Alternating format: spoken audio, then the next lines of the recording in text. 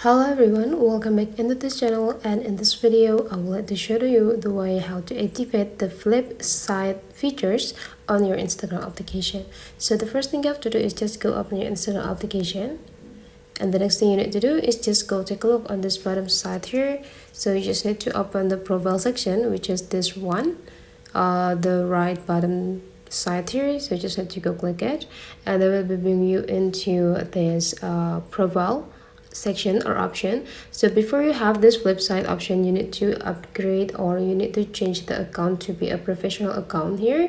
So after you change it become the professional account, now you just need to take a look. There will be a key option or key button there, so you just need to go click it, and the screen will be automatically flipped, and they'll be bring you into the flip side features. So here you just need to type the name. You can just change the flip side photo, you can add your name, you can also add your bio, and then you're done. And then the next thing you need to do is just go adding the picture, or you can also adding the viewers or the selected user that you want to use by go click this side, and then you just need to add all of friends that you want to invite into your flip side. The only user that can access or that can see the true side of you.